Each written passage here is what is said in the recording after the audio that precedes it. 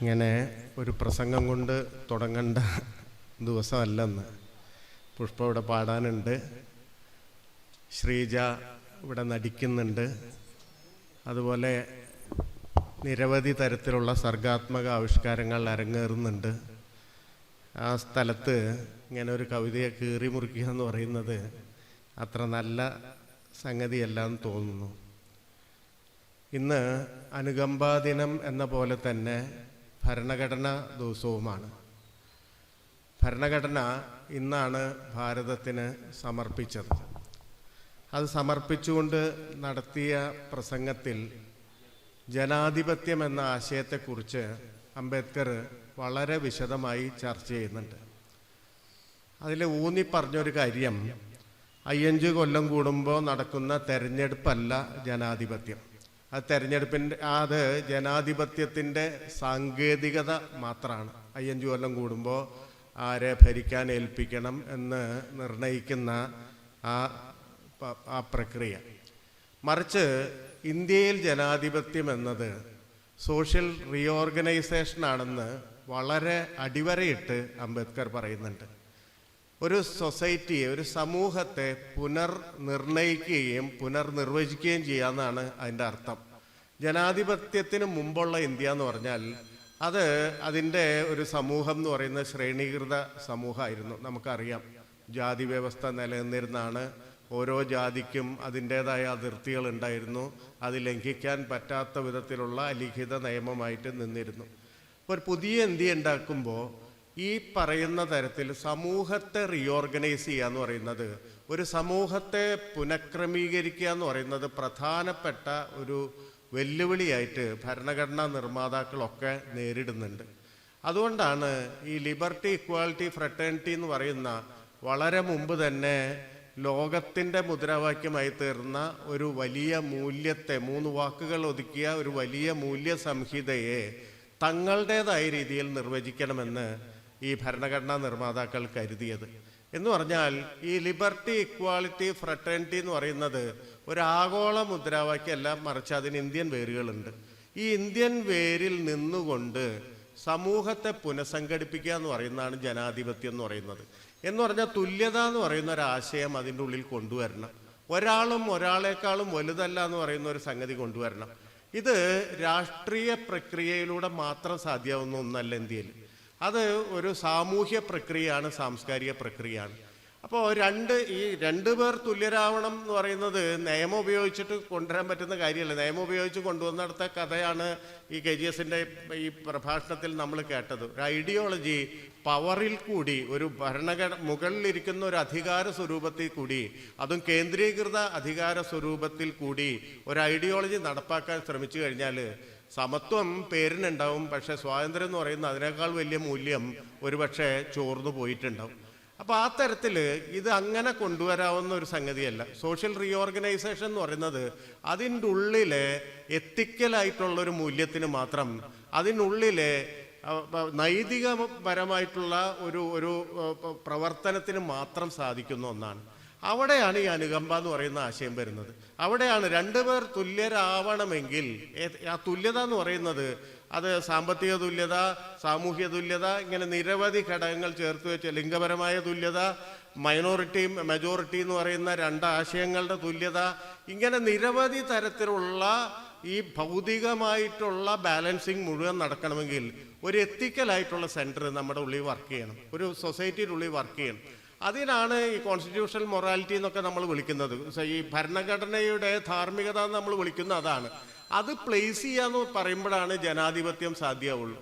1947 ജനുവരി 23 ഗാന്ധി നവഖലിയിലായിരുന്നു. നിങ്ങൾക്കറിയാം, നമ്മൾ സ്വാതന്ത്ര്യ സമരം ചരിത്രം പഠിക്കുമ്പോൾ സാധാരണയായിട്ട് ഓർക്കാത്ത ഒന്നാണ് വിഭജനത്തിൻ്റെ ചരിത്രം. ഇത് രണ്ടും ഒപ്പം വരുന്നതാണ്, ഇത് രണ്ടും ഒപ്പം സംഭവിക്കുന്നതാണ്. ഒരിടത്ത് അഹിംസയിലൂടെ സ്വാതന്ത്ര്യം നേടിയെന്ന് നമ്മൾ വലിയ പെരുമ്പറ അടിക്കുമ്പോൾ ഇപ്പുറത്ത് ദശലക്ഷക്കണക്കിന് മനുഷ്യർ കൊല്ലപ്പെടുകയാണ്. ദശലക്ഷക്കണക്കിന് മനുഷ്യർ ഈ സ്വാതന്ത്ര്യം എന്ന് പറയുന്ന പുതിയ പരികൽപ്പന മൂലമുണ്ടായ വിഭജനത്തിൻ്റെ ഫലമായി എത്രയോ ചോരയാണ് ഒഴുകിപ്പോയത്. 3 ലക്ഷം മനുഷ്യരുടെ കണക്ക് പോലും ഇല്ല. ഒരിടത്തുനിന്ന് പുറപ്പെട്ടു, മറ്റേടത്ത് എത്തിച്ചേർന്നില്ല. മിസ്സിംഗ് ആണ്, അബ്സ്കോണ്ടിങ് ആണ്, ചരിത്രത്തിൻ്റെ ഉള്ളിൽ അവരുടെ ഒരു രേഖയുമില്ല, മാഞ്ഞുപോയി, അന്തരീക്ഷത്തിൽ മറഞ്ഞുപോയി. എത്രയോ മനുഷ്യര് ഒരു ജീവിതത്തിന് സഹിക്കാൻ പറ്റാത്ത തരത്തിലുള്ള ദുഷ്കരമായിട്ടുള്ള സാഹചര്യങ്ങളിൽ കൂടെ കടന്നുപോയി. ഉർവശി ഭൂട്ടാലിയരെ അതർ സൈഡ് ഓഫ് സൈലൻസ് എന്ന് പറയുന്ന പുസ്തകത്തിൽ തൊട്ടപ്പുറത്ത് താമസിച്ചിരുന്ന സ്ത്രീ, എത്രയോ വർഷമായിട്ട് 10-30 വർഷം പരിചയമുള്ള സ്ത്രീ, ഒരു പ്രത്യേക സന്ദർഭത്തിൽ വായി തുറക്കുമ്പോഴാണ് അവർ വിഭജനത്തിൽ ഒരു സ്ഥലത്തുനിന്ന് വേറെ സ്ഥലത്തേക്ക് പോകുമ്പോൾ അനുഭവിച്ച കഷ്ടപ്പാടുകൾ മുഴുവൻ വെളിപ്പെടുന്നത്. ഏറ്റവും അടുത്ത മനുഷ്യർ എന്ന് കരുതുന്ന ആൾക്കാരിൽ നിന്ന് പോലും മറച്ചു വയ്ക്കുകയാണ്. മിണ്ടാൻ പറ്റാത്ത തരത്തിൽ അത് ഏതോ ഒരു പദാർത്ഥമായി, ഇരുണ്ട പദാർത്ഥമായിട്ട് ഉള്ളിൽ കിടക്കുകയാണ്. ഇത് പുറത്തു വരുന്നത് വലിയ തരത്തിലുള്ളൊരു സ്നേഹത്തിൻ്റെ അന്തരീക്ഷം ഉണ്ടാകുമ്പോൾ മാത്രമാണ് അത് പുറത്തേക്ക് വരുന്നത്. ഈ 47 ഇതിങ്ങനെ സംഭവിച്ചുകൊണ്ടിരിക്കുമ്പോൾ, 47 സ്വാതന്ത്ര്യം കിട്ടാറായി, സ്വാതന്ത്ര്യം എന്ന് പറയുന്നത് പ്രഖ്യാപിക്കാറായി. ആ സമയത്താണ് നവഖലിയിൽ കലാപം നടക്കുന്നത്. ഈ കലാപം നടന്നിട്ട് ആ പ്രദേശങ്ങളിൽ ഗാന്ധി ചെരുപ്പിടാതെ നഗ്നപാതനായി 48 ഗ്രാമങ്ങൾ, 110 കിലോമീറ്ററുകൾ ദിവസങ്ങളെടുത്ത് നടന്ന് പോകുന്നൊരു ഗാന്ധിയുടെ ചിത്രം പ്യാരലാല് രേഖപ്പെടുത്തിയിട്ടുണ്ട്, ലാസ്റ്റ് അവസാനത്തെ ദിവസങ്ങൾ രേഖപ്പെടുത്തുമ്പോൾ. അപ്പോൾ ജനുവരി 23-ന് കേത്തൂർ എന്ന് പറയുന്ന സ്ഥലത്ത് നിന്ന് പണിയാല എന്ന് പറയുന്ന സ്ഥലത്തേക്ക് ഈ സംഘം പോവുകയാണ്. ഈ സംഘം പോകുമ്പോൾ നമ്മൾ മനസ്സിലാക്കണം, ഈ പറയുന്ന തരത്തിൽ സ്വാതന്ത്ര്യ സമരത്തിന്റെ ചരിത്രത്തിൽ ഒന്നുമില്ലാത്ത വിധം ഗാന്ധി ഏകനാണ്, ഒരാളുമില്ല ചുറ്റും, ഒക്കെ പുതിയ ആൾക്കാരാണ്. മനു, ആഭ, സുശീല നയ്യാർ, സുജാത കൃപലാനി, ഇങ്ങനെ കുറേ സ്ത്രീകളുടെ ഒരു സംഘം. ഈ സ്ത്രീകളാകട്ടെ ഒരിക്കലും ഈ പബ്ലിക് ലൈഫ് എന്ന് പറയുന്നത് അവരുടെ ജീവിതത്തിൽ ഉണ്ടായിട്ടില്ല. പബ്ലിക് ആക്ടിവിറ്റി എന്ന് പറയുന്നത് അവർ നടത്തിയിട്ടില്ല. ആദ്യമായിട്ടാണ് ഒരു പൊതുപ്രവർത്തനം നടത്തുന്നത്. അങ്ങനെയുള്ള കുട്ടികളാണ്. മനു എന്നൊക്കെ പറഞ്ഞ 15-16 വയസ്സുള്ള കുട്ടികളാണ്. ഈ മനുഷ്യരെ കൊണ്ടാണ് പോകുന്നത്. ഇങ്ങനെ പോകുമ്പോൾ മനു, ഈ സംഘം മുന്നോട്ട് പോകുമ്പോൾ മനു ഒരു പാട്ട് ഓർമ്മയെന്ന് ചൊല്ലുകയാണ്. അതാണ് ഇന്ന് നമുക്ക് വളരെ പരിചിതമായ രഘുപതി രാഘവ രാജാറാം എന്ന് പറയുന്ന പാട്ട്. രഘുപതി രാഘവ രാജാറാം പതീത് പാവന സീതാറാം ഈശ്വര അള്ളാ തേരേ നാം. ഈ വരി കേട്ടപ്പോൾ, മൂന്നാമത്തെ വരി കേട്ടപ്പോൾ ഗാന്ധി നിൽക്കാൻ പറഞ്ഞു. അപ്പൊ ഗാന്ധിയെ പറ്റി സാധാരണ നമ്മൾ പറയുക, ഈ കലയൊന്നും ആസ്വദിക്കാൻ കഴിവില്ലാത്ത ഒരാളായിട്ടാണ് നമ്മൾ പലപ്പോഴും ഉദാഹരണ സഹിതം എടുത്തു കാട്ടാൻ പറ്റുന്ന ഒരുപാട് കാര്യങ്ങൾ ഗാന്ധിയുടെ ജീവിതത്തിലുണ്ട്. ഇപ്പൊ സിനിമയൊക്കെ വന്ന കാലത്ത് ഏറ്റവും അധികം സിനിമയെ എതിർത്തിട്ടുള്ള ഒരാളാണ് ഗാന്ധി. സിനിമ എന്ന് പറയുന്ന കലയെ ലോകത്തുണ്ടാവരുതെന്ന് പറഞ്ഞിട്ടുള്ള ഒരാളാണ്. ICC റിപ്പോർട്ടിൽ, അന്നത്തെ ഇന്ത്യൻ സിനിമാറ്റോഗ്രാഫ് കമ്മിറ്റിയുടെ റിപ്പോർട്ടിൽ ഗാന്ധിയുടെ അഭിപ്രായമൊക്കെ വളരെ വ്യക്തമായിട്ട് രേഖപ്പെടുത്തിയിട്ടുണ്ട്. മാഞ്ചസ്റ്റർ തുണി പോലെയാണ് സിനിമ എന്നൊക്കെ പറഞ്ഞ ആളാണ്. എന്ന് പറഞ്ഞാൽ ഇങ്ങനെ കലയെ സംബന്ധിച്ച് ഗാന്ധിയുടെ അഭിപ്രായങ്ങൾക്ക് വലിയ വില കൊടുക്കരുതെന്ന് ഒരുപക്ഷെ ആധുനിക കലാസങ്കേതത്തിൽ വിശ്വസിക്കുന്ന എല്ലാവർക്കും വളരെ എളുപ്പത്തിൽ പറയാവുന്ന കാര്യമാണ്. പക്ഷേ ഈ കവിത ചൊല്ലുമ്പോൾ, ഈ പാട്ട് പാടുമ്പോൾ, ഈ രാംധുൻ ചൊല്ലുമ്പോൾ ഗാന്ധി നിൽക്കാൻ പറയും, വീണ്ടും ഒരു പ്രാവശ്യം കൂടി ചൊല്ലാൻ പറയും. അങ്ങനെ ചൊല്ലുമ്പോഴാണ് ഈശ്വര അള്ളാ തേരേ നാം എന്ന് പറയുന്ന വരി ഗാന്ധിയിൽ വലിയ മുഴക്കങ്ങൾ ഉണ്ടാക്കുകയാണ്. താൻ അന്വേഷിച്ചിരുന്ന ഒരു സംഗതിക്ക് ഇന്ത്യയിൽ തന്നെ വലിയ വേരുണ്ടെന്ന് പറയുന്ന ഒരു സംഗതിയാണ്. എന്ന് പറഞ്ഞാൽ ഞാൻ പുതുതായിട്ട് പ്രീച്ച് ചെയ്യുന്ന ഒരു കാര്യമൊന്നുമല്ല ഈ മെജോറിറ്റി മൈനോറിറ്റി എന്ന് പറയുന്നതല്ല, അല്ലെങ്കിൽ ജനാധിപത്യത്തിന്റെ അടിസ്ഥാന ഘടകമായ ഒന്ന് സാംസ്കാരികമായ ഇന്ത്യ എത്രയോ മുമ്പ് കണ്ടെത്തിയിരിക്കുന്നു എന്ന് പറയുന്ന വലിയ ജ്ഞാനത്തിലേക്ക് ഉണരുന്നുണ്ട്. അന്ന് മുതൽ ഗാന്ധി തൻ്റെ പ്രാർത്ഥനാ സമ്മേളനത്തിലെ പ്രധാനപ്പെട്ട ഒരു ഭാഗമായിട്ട് ഇതിനെ മാറ്റുന്നുണ്ട്. ഇപ്പോൾ ആളുകൾ പറയുന്നത് ഇത് ഗാന്ധി കൂട്ടിയോജിപ്പിച്ചാണ്, ഗാന്ധി വെൽഡ് ചെയ്താണ് ഈശ്വരനെയും അള്ളായെയും എന്നൊക്കെ പറയുന്ന സോഷ്യൽ മീഡിയ ഹാൻഡിലൊക്കെ നിങ്ങൾക്ക് ഒരുപാട് കാണാൻ പറ്റും. അങ്ങനെയല്ല, ഗാന്ധി തിരിഞ്ഞ് ചോദിക്കുന്നുണ്ട്, മനുവിനോട് ചോദിക്കും, നിനക്കത് എവിടുന്നാ കിട്ടിയെന്ന് ചോദിക്കുമ്പോൾ മനു പറയുന്നുണ്ട്, ഞാനിത് പഴയ പാട്ട് കേട്ടിട്ടുള്ളതാണ്. എന്ന് പറഞ്ഞാൽ ഇവർ പ്രണാമി വൈഷ്ണവരാണ്. ഈ പ്രണാമി വൈഷ്ണവ ട്രഡീഷനിൽ പെട്ടിട്ടുള്ളൊരു പാട്ടാണിത്. എന്ന് പറഞ്ഞ ഒരു സെക്റ്റിന്റെ പാട്ടാണ്. ആ സെക്റ്റിന്റെ പാട്ടിൽ പോലും ഈശ്വര അള്ളാ തേരേ നാം എന്ന് പറയാവുന്ന തരത്തിലൊരു കലർപ്പ് ഇന്ത്യയിൽ എക്കാലത്തുണ്ടായിരുന്നു. ഈ കലർപ്പ് എങ്ങനെ ഉണ്ടായി എന്ന് ചോദിച്ചു കഴിഞ്ഞാൽ അത് കോൺസ്റ്റിറ്റ്യൂഷൻ ഉണ്ടാക്കിയതല്ല. എന്ന് പറഞ്ഞാൽ കോൺസ്റ്റിറ്റ്യൂഷൻ അതിനെ വേർതിരിച്ചെടുക്കുക മാത്രമാണ് ചെയ്തത്. അത് ഇന്ത്യൻ ലൈഫിൽ സാധാരണ മനുഷ്യർ ജീവിച്ചുണ്ടാക്കിയതാണ്. ആ ഒരു ബോധം വെച്ച് നമ്മൾ നോക്കിക്കഴിഞ്ഞാൽ നമുക്ക് ഇന്ത്യയിലെ വലിയ ട്രഡീഷണൽ ആയിട്ടുള്ള എഴുത്തുകളിൽ തന്നെ ഈ സ്വരം വളരെ വ്യാപകം, വളരെ മുഴക്കത്തിൽ മുഴങ്ങുന്നതായിട്ട് നമുക്ക് കേൾക്കാൻ കഴിയും. തേരീഖാത എന്ന് പറയുന്ന ഒരു 100-160 കൊല്ലം സ്ത്രീകൾ എഴുതിയ കവിതകൾ ഉണ്ടായിട്ടുള്ള ഒരു രാജ്യമാണ് ഇന്ത്യ. 600 കൊല്ലം സ്ത്രീകൾ തുടർച്ചയായിട്ട് എഴുതിയ ഒരു രാജ്യമാണ് ഈ ബുദ്ധ ഭിക്ഷുണികളുടെ. ഈ കവിതയിൽ ഇപ്പോൾ വായിക്കുമ്പോൾ ഭിക്ഷുണി വിമല എന്ന് പറയുന്ന ഒരു സ്ത്രീയുടെ കവിത പറയുന്നുണ്ട്, ഞാൻ 3 കാര്യങ്ങളിൽ നിന്ന് രക്ഷപ്പെട്ടു ഈ സംഘത്തിൽ ചേർന്നപ്പോൾ. അത് ഒന്ന് ഉരുളിയാണ്, ഒന്ന് ചട്ടുകമാണ്, ഒന്ന് ഭർത്താവാണ്. ഈ 3 കാര്യത്തിൽ നിന്ന് രക്ഷപ്പെട്ടു എന്ന് പറയുന്നുണ്ട്. ഇത് പുതിയ കവിതയായിട്ട് നമുക്ക് വായിക്കാൻ പറ്റും. എന്ന് പറഞ്ഞാൽ നമ്മളെ ട്രഡീഷൻ്റെ ഉള്ളിൽ ഒരു വലിയ ആധുനിക എലമെൻ്റ് എക്കാലത്തും പ്രവർത്തിച്ചിരുന്നു. ഈ ആധുനിക എലമെൻറ്റിനെ മുന്നോട്ട് കൊണ്ടുപോയിരുന്നത് നമ്മൾ ഇന്ന് ലോജിക്ക് എന്ന് വിളിക്കുന്ന യുക്തിപരമായ കാര്യങ്ങൾ അപഗ്രഥിച്ചുണ്ടാക്കുന്ന അല്ലെങ്കിൽ എത്തുന്ന സ്ഥലം എന്ന് പറയുന്ന ഒരു വെസ്റ്റേൺ എഡ്യൂക്കേഷൻ സമ്പ്രദായമൊക്കെ ഉണ്ടാക്കിയെടുത്ത ഒരു സംഗതിയല്ല, മറിച്ച് അത് നൈതികമാനമുള്ള ഒരു വലിയ മൂല്യമാണ്. ആ നൈതിക മാനതയാണ് ശ്രീനാരായണ ഗുരു അനുകമ്പ ദശകം എന്ന് പറയുന്ന 10 ശ്ലോകം മാത്രമുള്ള ഒരു ചെറിയ കൃതിയിൽ എടുത്തു വെച്ചത്.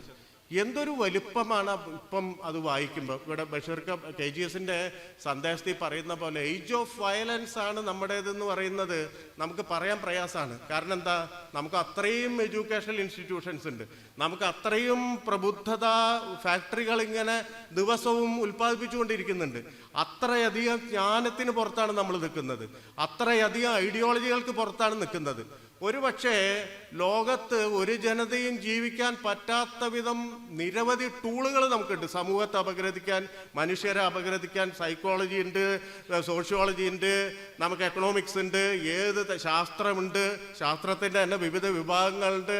അതിൻ്റെ ഉള്ളിൽ തന്നെ കോഗ്നിറ്റീവായിട്ടുള്ള സംഗതിയുണ്ട്, അല്ലെങ്കിൽ ഒബ്ജക്റ്റീവായിട്ട് അനാലിസിസിനുള്ള സംഗതികളുണ്ട്. ഇതൊക്കെ നിറഞ്ഞ ലോകത്ത് നമ്മൾ ഇങ്ങനെ നോക്കുമ്പോൾ വയലൻസ് എന്ന് പറയുന്ന ഒരു ആശയത്തിന് ഇത്രമേൽ പ്രതിഷ്ഠ ഉണ്ടാക്കിയ ഒരു കാലമില്ല. എല്ലാ ജ്ഞാനമണ്ഡലങ്ങളിലും വയലൻസ് അതിൻ്റെ കാലുറപ്പിച്ചിരിക്കുകയാണ്. മാത്രമല്ല, നമ്മൾ ഇവിടെ നിൽക്കുമ്പോൾ എത്രയോ കുഞ്ഞുങ്ങൾ ഗാസയിൽ കൊല്ലപ്പെടുന്നുണ്ട്. എത്ര കുഞ്ഞുങ്ങൾ. നമ്മൾ അത് ഇസ്രായേലിൻ്റെ ചരിത്രം, പാലസ്തീൻ്റെ ചരിത്രം, ജൂയിഷ് ചരിത്രം, ബൈബിളിക്കലായിട്ടുള്ള ചരിത്രം, ഇതൊക്കെ പറഞ്ഞ് അങ്ങോട്ടും ഇങ്ങോട്ടും പറയുന്നതിൻ്റെ ഇടയിൽ കണ്ണ് തുറക്കുന്ന കുഞ്ഞിനെ കൊല്ലാൻ ആർക്കാണ് അധികാരം എന്ന് പറയുന്ന ഏറ്റവും പ്രധാനപ്പെട്ട ചോദ്യം നമ്മൾ വിട്ടുകളയുന്നു. ഗോപാൽ ഹൊണാൾഗരയുടെ കവിതയിൽ സ്വന്തം മകൻ മരിച്ചപ്പോൾ എഴുതിയ കവിതയാണ്. സ്വന്തം മകൻ ഒരു അപകടത്തിൽ മരിച്ചപ്പോൾ എഴുതിയൊരു കവിതയുണ്ട് ഹൊണാൾഗരയുടെ. ഈ ഹൊണാൾഗരയുടെ കവിതയിൽ അദ്ദേഹം പറയുന്നുണ്ട്, ലോകത്തെല്ലാം നമുക്ക് മനസ്സിലാവും, പക്ഷെ ഒരു പക്ഷിക്കുഞ്ഞ് അതിൻ്റെ കൂട്ടിൽ നിന്ന് വീണ് കണ്ണ് തുറന്ന ഉടനെ, മുട്ട പൊളിച്ച് പുറത്തു വന്ന ഉടനെ നിലത്ത് വീണത് നിങ്ങൾക്ക് ഒരു തിയോളജി വെച്ചോ, ഒരു ദൈവശാസ്ത്രം വെച്ചോ, ഒരു സാമൂഹ്യശാസ്ത്രം വെച്ചോ മനസ്സിലാക്കാൻ പറ്റില്ല. ആ കുഞ്ഞിനെ ജീവിക്കാനുള്ള അവകാശം ആരാണ് നിഷേധിച്ചതെന്നുള്ള ക്വസ്റ്റ്യൻ ഉണ്ട്. ഇവിടെ പക്ഷിക്കുഞ്ഞ് വീഴുന്ന പോലെയല്ല, ഇവിടെ കൃത്യമായിട്ട് അറിയാം, ബോംബിട്ട് കൊല്ലുകയാണ്. ഈ ജനിച്ച കുഞ്ഞുങ്ങളെ മേൽ തീ വർഷിച്ച് കൊല്ലുകയാണ്. ഏറ്റവും ഭീകരമായ കൊലപാതകം നടത്തുകയാണ്. അതിന് ഭരണകൂടം നേതൃത്വം നൽകുകയാണ്. ഇങ്ങനെ ഒരു ലോകത്ത്, ഇത്തരം ഒരു ലോകത്താണ് ഈ അനുകമ്പാ ദശകം പോലുള്ള കവിത എന്ത് ചെയ്യുന്നു എന്ന് നമ്മൾ ആലോചിക്കേണ്ടത്. എന്ന് പറഞ്ഞാൽ അതൊരു വലിയ റിസർവോയറാണ്, അതൊരു വലിയ തരത്തിലുള്ള ഊർജ സംഭരണിയാണ്. അത് പൊട്ടിച്ചു വിടുക എന്ന് പറഞ്ഞാൽ അതിൻ്റെ അർത്ഥം അങ്ങേയറ്റം പ്രസക്തമായ ഒരു കാലത്താണ് നമ്മൾ നിൽക്കുന്നത്. അത് തുടങ്ങുന്നത് അരുത് എന്ന് പറയുന്ന വാക്ക് വെച്ചിട്ടാണ്. ശ്രീനാരായണ ഗുരു കുറേ അരുതുകളുടെ ആളാണ്. അത് ചെയ്യരുത്, ഇത് ചെയ്യരുത്, അങ്ങനെ ആവരുത് എന്ന് അരുതുകളുടെ ഒരു കവിയായിട്ടാണ് ശ്രീനാരായണ ഗുരു. ഒരു പക്ഷേ നമുക്ക് ഈ കവിതകളിൽ കൂടെ മുഴുവൻ നോക്കിയാൽ മനസ്സിലാവും. ഇതിലും പറയുന്നത് അങ്ങനെയാണ്. ഒരു പീഡ എറുമ്പിനും വരുത്തരുത് എന്ന് പറഞ്ഞിട്ടാണ് തുടങ്ങുന്നത്, അരുത് വെച്ചിട്ടാണ്. ഒരു പീഡ ഒരു പക്ഷേ ഏറ്റവും അന്ന് ശ്രീനാരായണ ഗുരുവിന് സങ്കല്പിക്കാൻ പറ്റാവുന്ന ഏറ്റവും ചെറിയ ജീവിയിൽ നിന്നാണ് ആ കവിത തുടങ്ങുന്നത് ആലോചിക്കണം. എന്ന് പറഞ്ഞാൽ ജീവൻ ഇരിക്കാൻ പറ്റുന്ന ഏറ്റവും ചെറിയ സ്ഥലത്തു നിന്നാണ് ആ കവിത തുടങ്ങുന്നത്. അല്ലാതെ ഏറ്റവും സ്ഥൂലമായിട്ടുള്ള ഒരു ആകാരത്തിൽ നിന്നല്ല തുടങ്ങുന്നത്. ഒരു പീഡ എറുമ്പിനും വരുത്തരുത് എന്ന് പറഞ്ഞിട്ടാണ് കവിത തുടങ്ങുന്നത്. ജാതി ചോദിക്കരുത്, കുടിക്കരുത്, ചെത്തരുത്, ഇങ്ങനെ അരുതുകളുടെ ഒരു വലിയ കവിയാണ് ശ്രീനാരായണ ഗുരു. ഇവിടെ ബഷീർ വായിച്ച KGSന്റെ സന്ദേശത്തിൽ ഒരിടത്ത് പറയുന്നുണ്ട്, ഐവാൻ്റെ വാചകം പറയുന്നുണ്ട്, എവറിത്തിങ് ഈസ് പെർമിറ്റഡ് എന്ന് പറയുന്നൊരു വാചകം പറയുന്നുണ്ട്. അത് ഐവാനും ആ ദിമിത്രിയും തമ്മിലുള്ള സംഭാഷണമാണെന്ന് തോന്നുന്നുണ്ട്, അതിൽ പറയുന്നുണ്ട്. അപ്പം ഐവാൻ അവിടെ പ്രത്യക്ഷപ്പെടുന്നത് ഒരു ഫാസിസ്റ്റ് ഐഡിയോളജിയുടെ വ്യക്താവായിട്ടല്ല, മറിച്ച് യുക്തി എന്ന് പറയുന്ന ഒരു ആശയത്തിൻ്റെ വ്യക്താവായിട്ടാണ്. ഒരുപക്ഷെ റിനൈസൻസ് ഒക്കെ ഉണ്ടാക്കിയിട്ടുള്ള യുക്തിപരമായി ചിന്തിക്കുന്ന മനുഷ്യൻ എന്നുള്ള നിലയ്ക്കാണ് ഐവാൻ നിൽക്കുന്നത്. ആ വാചകം പോലും ഉച്ചരിക്കുന്നത് ഐവാൻ അങ്ങനെയാണ്. എവറിത്തിങ് ഈസ് പെർമിറ്റഡ് എന്ന് പറയുമ്പോൾ ഐവാൻ യുക്തിയുടെ ലിബറേറ്റഡ് ആയിട്ടുള്ള ഒരാളായിട്ടാണ് സംസാരിക്കുന്നത്. പക്ഷേ അത് നമ്മുടെ കാലത്ത് എന്തായി തീരുന്നു എന്നുള്ളത്, നൈതികതയിൽ ഉരയ്ക്കാതെ ഒരു യുക്തിക്കും നിലനിൽപ്പില്ല എന്ന് നമുക്ക് വീണ്ടും വീണ്ടും ബോധ്യപ്പെടുന്ന കാലമാണ്. കമ്പോളം പറയുന്നത് വലിയ ലിബർട്ടിയാണ്. നിങ്ങൾക്ക് പർച്ചേസിങ് പവർ ഉണ്ടെങ്കിൽ നിങ്ങൾക്ക് സ്വാതന്ത്ര്യത്തിന് അറ്റമില്ല. നിങ്ങൾക്ക് ഒരായുസ് കൊണ്ട് നിങ്ങൾക്ക് ലോകം മുഴുവൻ കണ്ടു തീരാൻ പറ്റില്ലെന്ന്, ലോകത്തെ സാധനങ്ങൾ മുഴുവൻ ഉപയോഗിച്ച് തീരാൻ പറ്റില്ല. അത്ര അധികം ആധിക്യങ്ങളുടെ ഒരു കാലത്താണ് നമ്മൾ ജീവിക്കുന്നത്. അപ്പോൾ ഈ എവരിത്തിങ് ഈസ് പെർമിറ്റഡ് എന്ന് പറയുന്ന ഒരു ആശയത്തിനെതിരെ നിൽക്കുന്ന ഒരു പ്രബുദ്ധത എന്ന് പറഞ്ഞാൽ വലിയ നൈതികമായ പ്രബുദ്ധതയാണ്. നിങ്ങൾക്കൊരു അതിർത്തിയുണ്ട്. നിങ്ങളുടെ അതിർത്തി എന്ന് പറഞ്ഞാൽ അപരനാണ്. ഈ അപരന്റെ തുല്യത, അപരനുമായിട്ടുള്ള തുല്യത വേണമെങ്കിൽ നിങ്ങൾ നിങ്ങളിൽ നിന്ന് ഇറങ്ങി നടക്കണം. നിങ്ങളുടെ ഈ ശരീരം മാത്രമല്ല നിങ്ങൾ നിങ്ങളിൽ നിന്ന് ഇറങ്ങി നടക്കുമ്പോൾ മാത്രമേ ഒരു അതറിനെ നിങ്ങൾക്ക് മനസ്സിലാവുള്ളൂ. ആ മനസ്സിലാക്കൽ ആണ് ഈ അനുകമ്പാദശകത്തിൽ ഏറ്റവും പ്രധാനപ്പെട്ട അതിൻ്റെ സാരാംശം എന്ന് പറയുന്നത്. അതിൽ അരുള്, അൻപ്, അനുകമ്പ ഇത് മൂന്നുമാണ് ജീവതാരകം എന്നാണ് പറയുന്നത്. അതായത് അരുള് ആദ്യത്തെ 2 ശ്ലോകത്തിൽ തന്നെ 3 പദങ്ങളെ നിർവചിക്കുന്നുണ്ട്. അനുകമ്പ എന്ന് പറയുന്ന ഒരു ആശയം കൊണ്ടുവരുന്നുണ്ട്, അരുൾ എന്ന് പറയുന്ന ഒരു ആശയം കൊണ്ടുവരുന്നുണ്ട്, അൻപ് എന്ന് പറയുന്ന ഒരാശയം കൊണ്ടുവരുന്നുണ്ട്. അരുളാണ് ഇമ്പമുണ്ടാക്കുന്ന ജീവിതത്തിന് ഇൻപം ഉണ്ടാക്കുന്നത് എന്താണോ, ജീവിതയോഗ്യമാണെന്ന് തോന്നുന്നത്, ജീവിതത്തിൽ നമ്മൾ സന്തോഷപൂർവ്വം ആ ജീവിതം മുന്നോട്ട് കൊണ്ടുപോകുന്ന സംഗതിയാണ് അരുൾ എന്ന് പറയുന്നത്. അൻപ് എന്ന് പറഞ്ഞാൽ ഇരുൾ എന്തിനെയാണോ അകറ്റുന്നത് അതാണ് അൻപ്. ലോകത്തെ അല്ലാതെ പ്രകാശം ഇരുളിനകറ്റുന്നതല്ല ശ്രീനാരായണ ഗുരു പ്രയോഗിച്ചിട്ടുള്ളത്. അത് വളരെ പ്രസക്തമായ ഒരു കാര്യമാണ്. ഇരുള് പ്രകാശത്തെ അകറ്റുന്നതാണ്, അല്ലാതെ പ്രകാശം ഇരുളിനെ അകറ്റും എന്ന് പറയുന്ന സാധാരണ ഒരു സംഗതിയല്ല. ഒരു സിസ്റ്റമാറ്റിക് ആയിട്ടുള്ള ഇരുൾ എന്ന് പറഞ്ഞാൽ ഒരു സിസ്റ്റത്തിന്റെ രൂപത്തിൽ ഇരുൾ വന്നു കഴിഞ്ഞാൽ നമ്മളുടെ ഉള്ളിലെ വെളിച്ചം കെട്ടുപോകുന്നു തന്നെയാണ് അതിൽ വളരെ വ്യക്തമായിട്ട് പറയുന്നത്. ആ കെടുന്ന വെളിച്ചമാണ് ഒരുപക്ഷെ ജീവൻ എന്ന് പറയുന്ന ആ ഇറ്റ്സെൽഫ് അതൊരു പ്രത്യാശയാണ്, അതൊരു ഹോപ്പാണ്. ജീവന്റെ ഉള്ളിൽ ജീവൻ എന്ന് പറയുന്ന ആശയം തന്നെ പറയുമ്പോൾ അത് ഒരുപക്ഷെ സാംസ്കാരികമായ അതിൻ്റെ അർത്ഥം എന്ന് പറയുന്നത് പ്രത്യാശ എന്നാണ്. ആ പ്രത്യാശയെ കെടുത്തുന്ന ഒന്നാണ് ഈ പറയുന്ന ഇരുൾ എന്ന് പറയുന്നത്. അപ്പൊ അരുളും അൻപും അനുകമ്പയും ഇത് മൂന്നുമാണ് ജീവതാരകം എന്ന് പറയുന്നത്. നമ്മൾ വിചാരിക്കും വളരെ മോഡേൺ ആയിട്ടുള്ള ഒരു വരിയായിട്ട് അത് മാത്രം ഇപ്പം പേരൊന്നും പറയാതെ പറഞ്ഞാൽ നമുക്ക് തോന്നും. അതിന് മൂന്നിനും പൊരുൾ ഒന്നാണ്, അതാണ് ജീവതാരകം എന്ന് പറയും. അരുളുള്ളവനാണ് ജീവി എന്ന ആ 9 അക്ഷരം നിങ്ങൾ നിരന്തരം ശരീരത്തിലും മനസ്സിലും വഹിക്കുക എന്നുള്ളതാണ് നിരന്തരം പറഞ്ഞുകൊണ്ടിരിക്കുന്നത്. ശരീരത്തിലും എന്ന് പറയുന്നതിൽ പ്രത്യേകത, മനസ്സിൽ മാത്രമല്ല പറയുന്നത്. കരുണാകര എന്നാണ് അതിലൊരു പദം പറയുന്നത്. ദൈവത്തിന് ഒരുപാട് പര്യായം ഉണ്ടെങ്കിലും ശ്രീനാരായണ ഗുരു പ്രയോഗിക്കുന്നത് ആ സന്ദർഭം കരുണാകര എന്ന് പറഞ്ഞാൽ കരുണ കരത്തിലുള്ള ആളാണ്, അല്ലാതെ നിങ്ങളുടെ ശരീരത്തിൽ കരുണയുണ്ടെന്ന് ആണ് പറയുന്നത്. അല്ലാതെ നിങ്ങൾ ചാരിറ്റി എന്ന് പറയുന്ന ഒരു ആശയമേ അല്ല അനുകമ്പ എന്ന് പറയുന്നത്.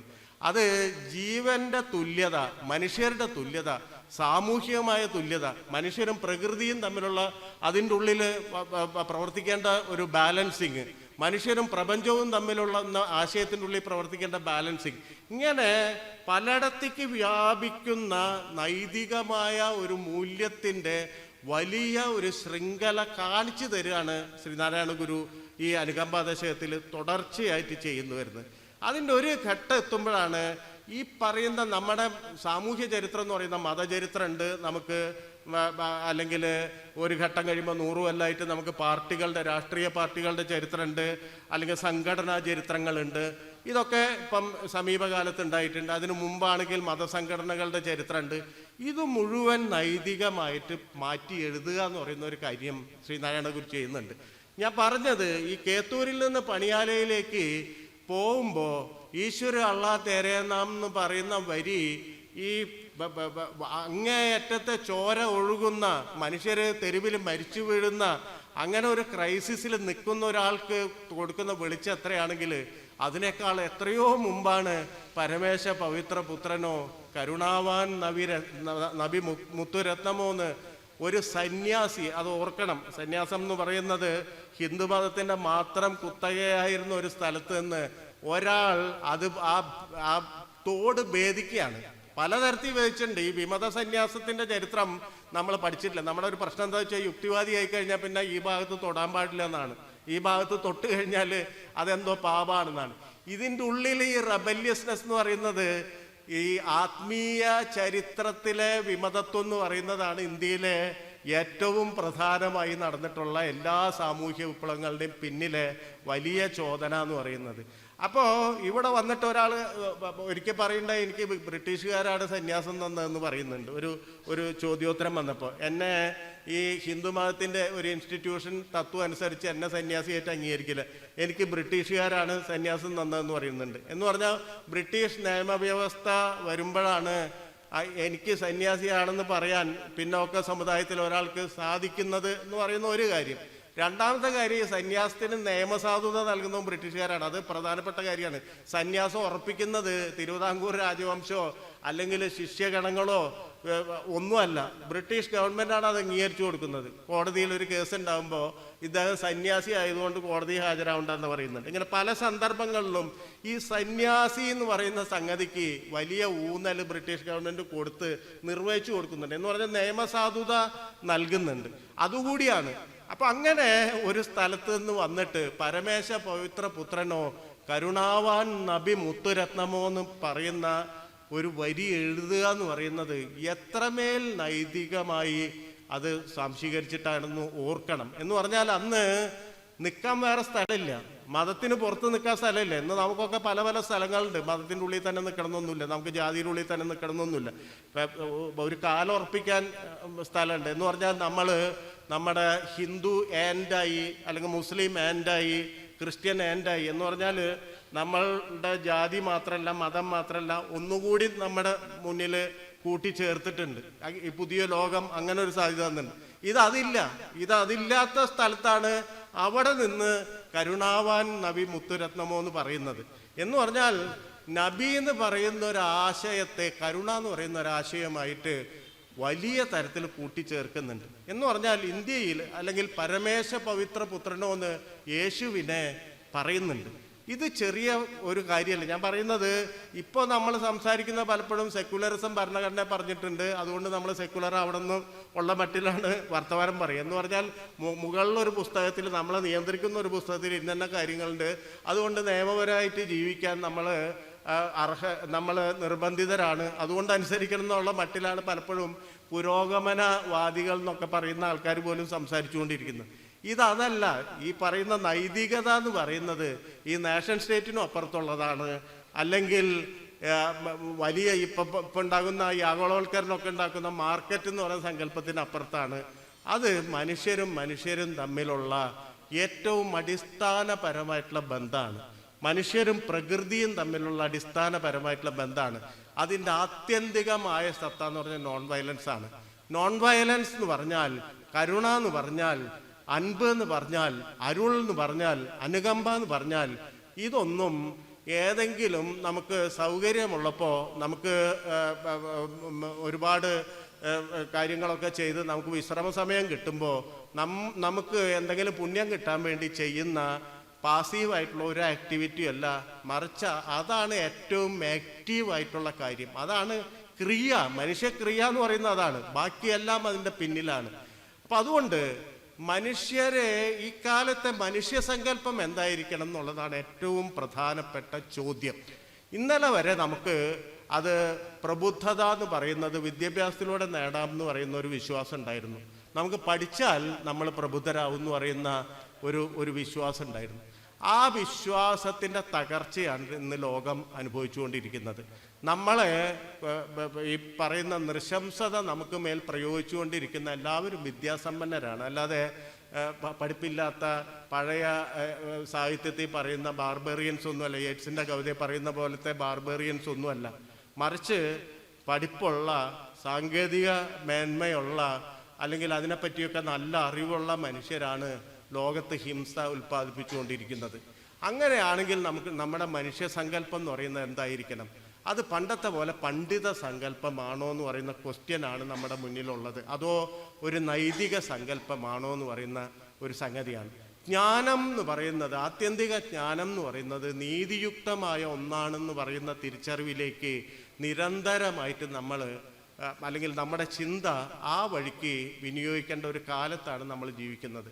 അങ്ങനെയാണ് ഈ പറയുന്ന തരത്തിലുള്ള ഫാസിസത്തെയും ഹിംസയെയും അതിനെ അതിജീവിക്കാൻ കഴിയുള്ളൂ. അതുകൊണ്ട് ഈ അനുകമ്പ ദശകം എന്ന് പറയുന്നത് ഇത് വളരെ മുമ്പേ നമുക്ക് പറഞ്ഞു തന്നിട്ടുള്ള ഒരു കാര്യമാണ്. അനുകമ്പ എന്ന് പറഞ്ഞാൽ കമ്പനം ചെയ്യാന്നാണ് അർത്ഥം. അത് ഒരുതരം സഹവർത്തിത്വമാണ്.